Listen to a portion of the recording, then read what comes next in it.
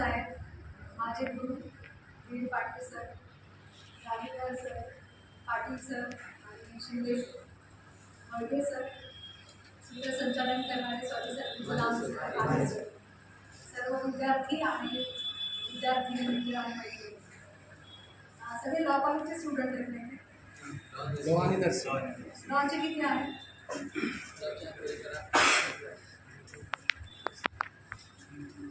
4-5 असेल. मला असं अपेक्षित होतं की कसं असताना आपण जे समाजाकडून घेतो ते आपण समाजाला परत केलं पाहिजे. मी लॉ या क्षेत्रामध्ये जेव्हा मी LLBला ॲडमिशन घेतलं त्यावेळेला माझं असं प्रयोजन होतं की मी LLBला असताना कॉलेजमधून जेवढं काही शिकणार तेवढं मी प्रत्येक ठिकाणी कॉलेजमध्ये जाऊन ते परत देणार म्हणजे मी जे अनुभव घेतले किंवा मला जे शिकायला मिळालं ते माझ्या परीनं मी विद्यार्थ्यांपर्यंत पोहोचवतो.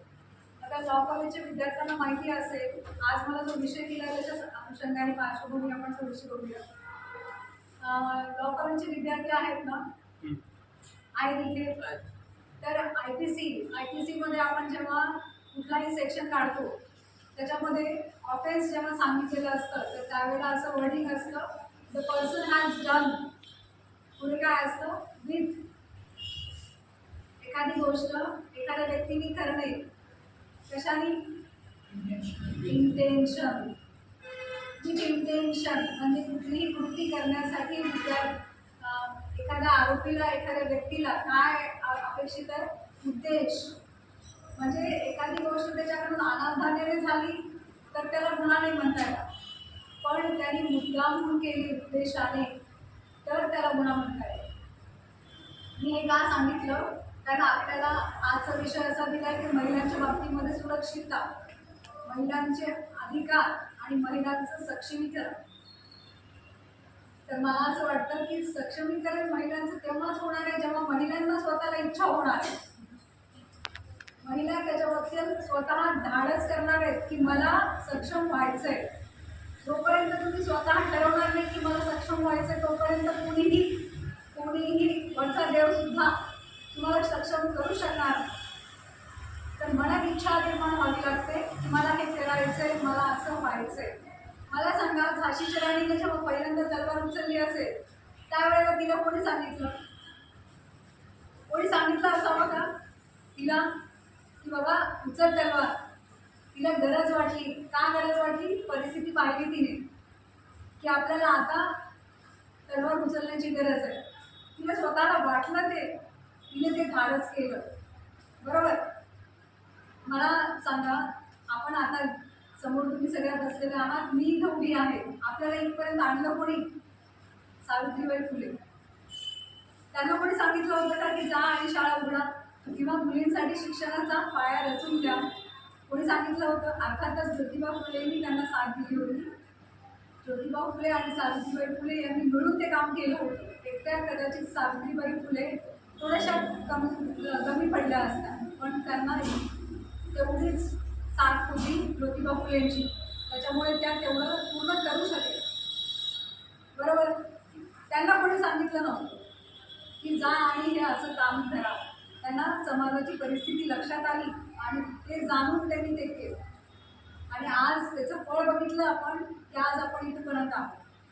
तसं सक्षमीकरण करण्यासाठी किंवा महिलांचं सुरक्षितता याच्याबद्दल फक्त बोलून चालणार नाही, तर प्रत्येक महिलाने ते मनामध्ये विचार करावा लागेल पहिल्यांदा, नंतर आचार करावा लागेल. आणि महिलांनी एवढं सक्षम होण्याची आता गरज आहे की स्वतः नाही पण आपल्या इतर ज्या भगिनी आहेत, ज्या मैत्रिणी आहेत, आजूबाजूच्या महिला आहेत त्यांना सुद्धा त्या प्रवाहामध्ये आणण्याची गरज आहे. आपण कितीतरी इतिहासातले आता सरांनी उदाहरण सांगितले ज्या महिला समाजामध्ये स्वतः तर मोठ्या झाल्याच पण त्यांनी स्वतःमुळे किंवा स्वतः समाजाचं नाव पुढे केलं किंवा मोठं केलं. डॉक्टर हेलन केलरचं नाव माहिती आहे तुम्हाला? Doctor Helen Keller. काय माहिती आहे त्यांच्याबद्दल? कशा होत्या त्या? दिव्यांग होत्या त्या. त्यांना दिसत नव्हतं. ब्रेल लिपी त्याच्या माध्यमातून त्यांनी शिक्षण घेतलं आणि त्या डॉक्टर झाल्या. म्हणजे त्यांना परिस्थिती अनुकूल होती का?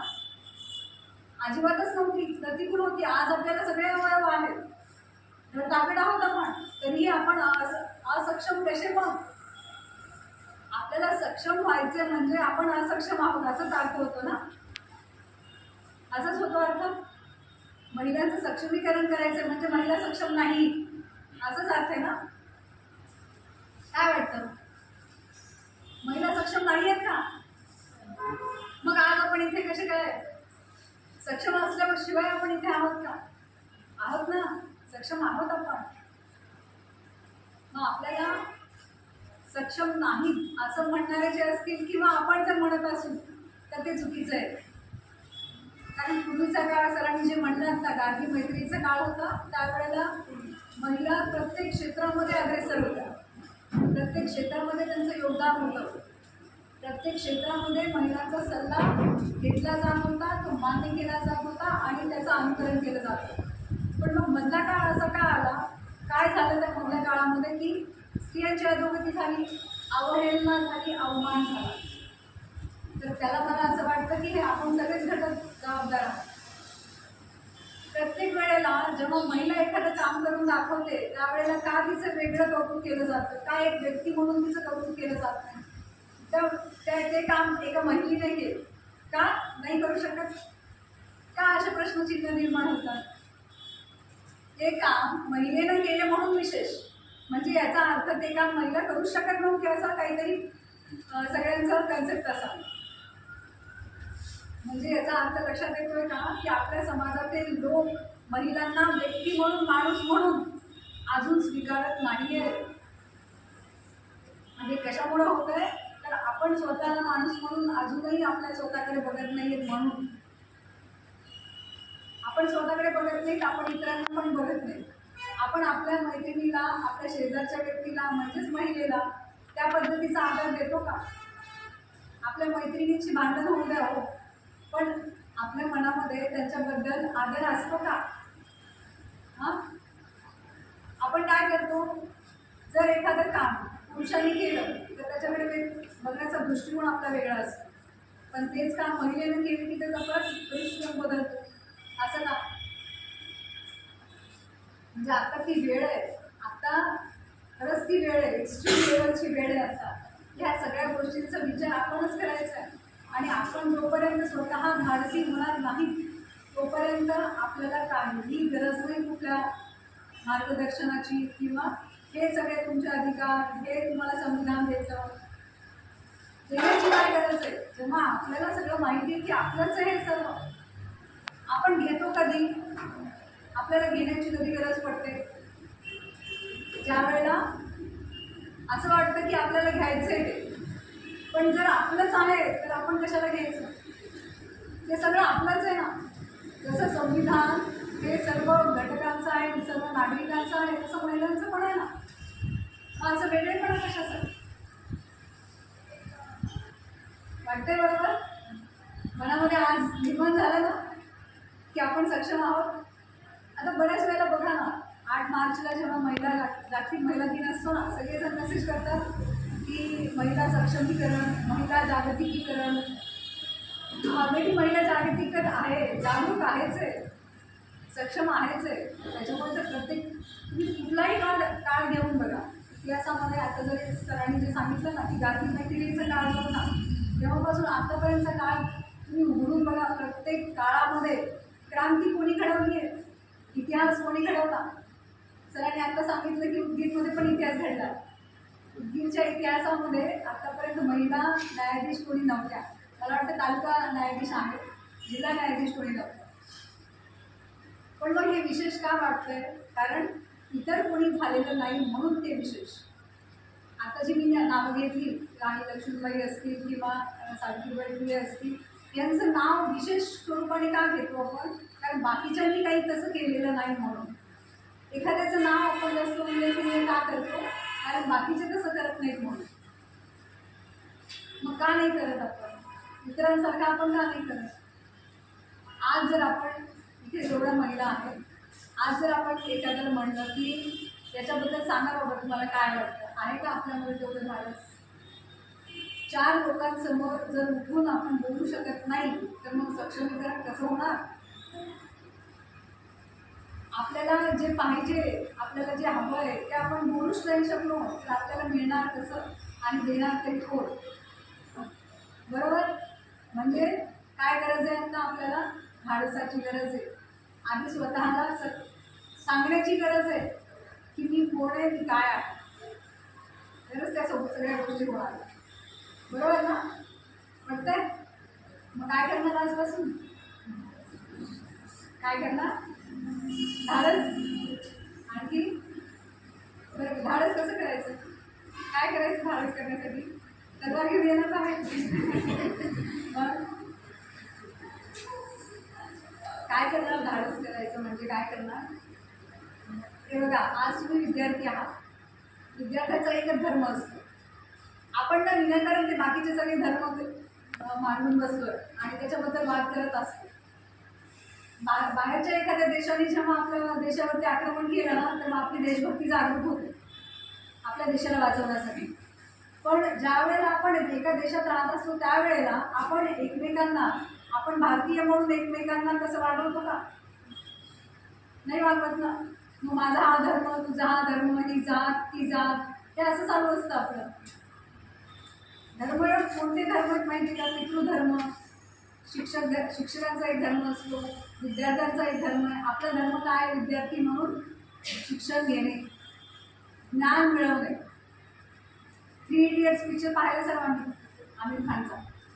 त्याच्यामध्ये एकच वाक्य चांगलं आहे, चांगलं म्हणण्यापेक्षा आपल्याला घेण्यासारखं आहे.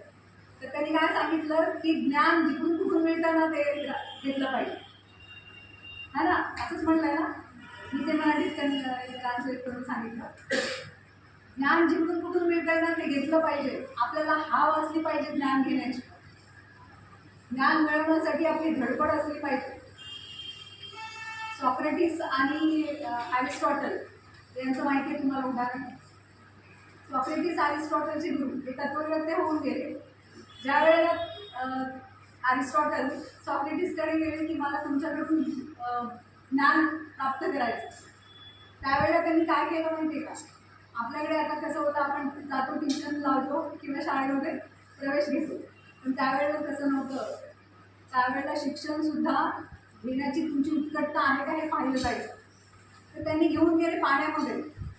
पाण्यामध्ये त्यांना डोक्यासहित खाली बुडवलं. अर्थातच त्यांना श्वास घेता आला नाही. मग त्यावेळेला ते तेवढ्याच तीव्रतेने बाहेर आले श्वास घेण्यासाठी.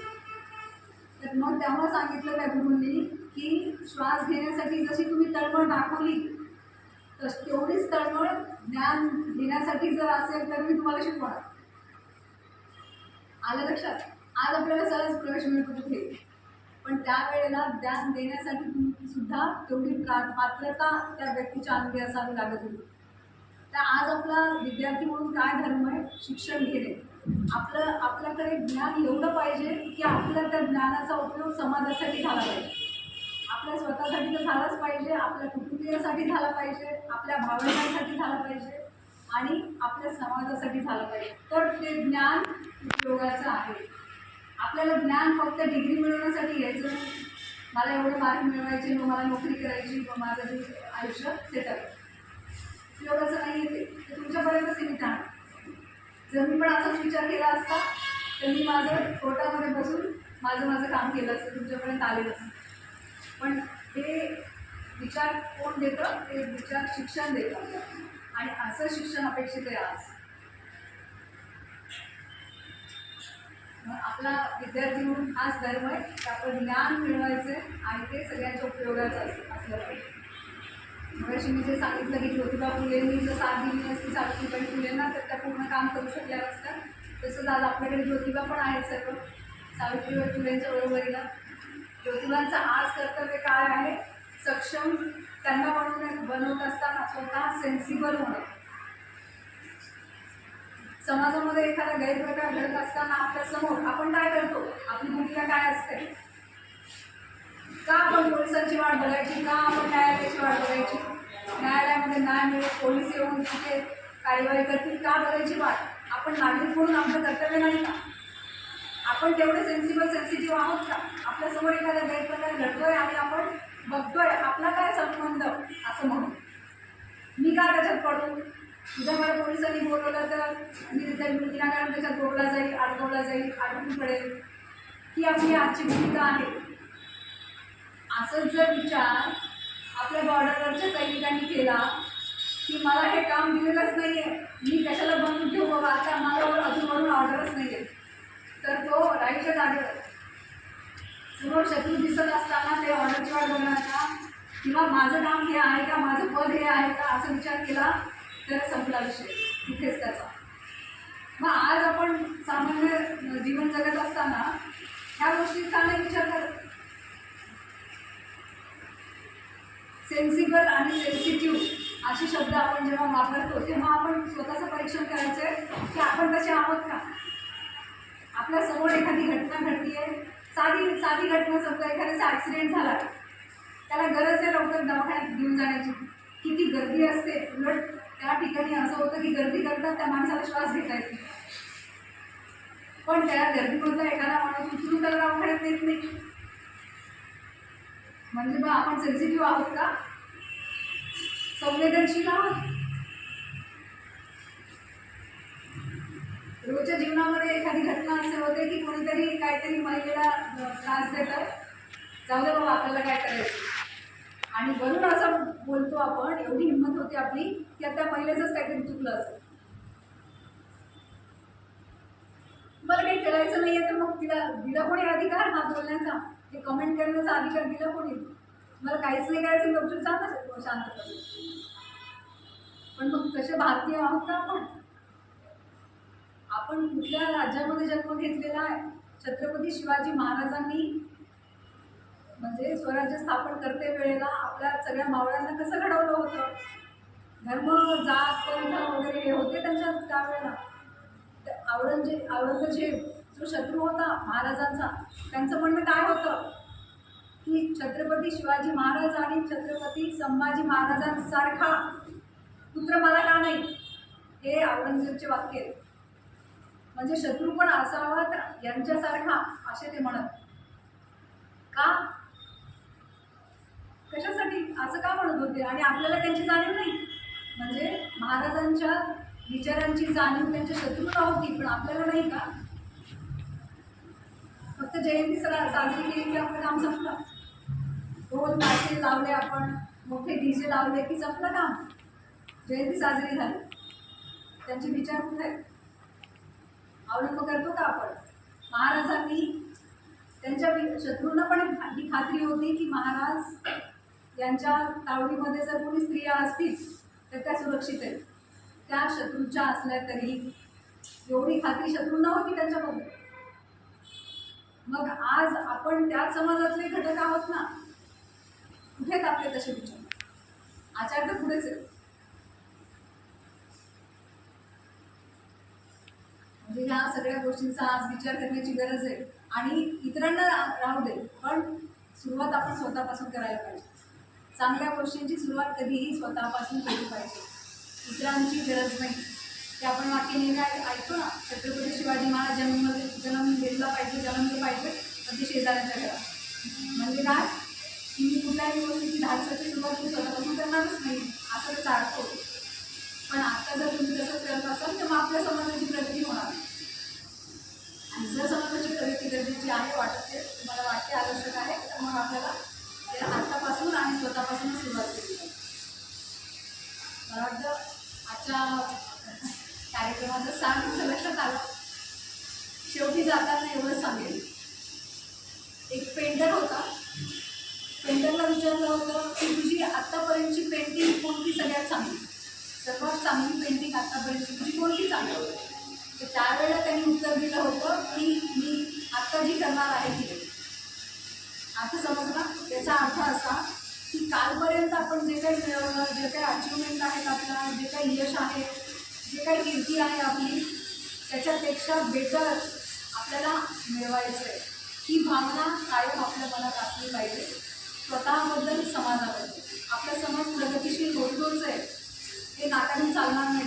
आज आपण खूप प्रगती केली आहे इलेक्ट्रॉनिक मीडियामध्ये. आपण आज तंत्रज्ञानाच्या दृष्टिकोनातून खूप प्रबळ झालेलो आहोत, प्रगत झालेलो आहोत. ही प्रगती अजून पुढे चालवायची असेल तर ते पेंटरने जे उत्तर उत्तर दिलं ना ते आपल्याला लक्षात ठेवावं लागेल. आजच्या दिवशी मी एवढं बोलते. तुम्ही सगळ्यांनी फार शांतपणे आणि मला असं वाटतं की जागरूकपणे ऐकलं, कारण मला सगळ्यांचे एक्सप्रेशन बघण्याची सवय आहे. चेहऱ्यावरून दिसतं की कोणाच्या मनात काय इच्छा चालली. काय दानाचं काम करताना ती एक कला आवडत होती आम्हाला, की कोण चेहऱ्यावरून दिसतं की कोण काय विचार करत आहे, कोणी काय केलेलं असावं. ही कला न्यायदान करताना प्रगत होते, आम्हाला आवडत होते. त्याच्यामुळे न्यायाधीश जर व्हायचं असेल तर आत्तापासून चेहरे वाचायला शिका. लॉचे विद्यार्थी बाकीच्यांना तो स्कोप नाही आहे. तर तुम्ही आज शांतपणे ऐकून घेतलं. नामवंत सरांनी एक कार्यक्रम आयोजित केला आणि मला इथे बोलून मला संधी दिली, त्याबद्दल नामवंत सरांचे आभार, सर्वांचे आभार आणि तुमचे सर्वांचे आभार.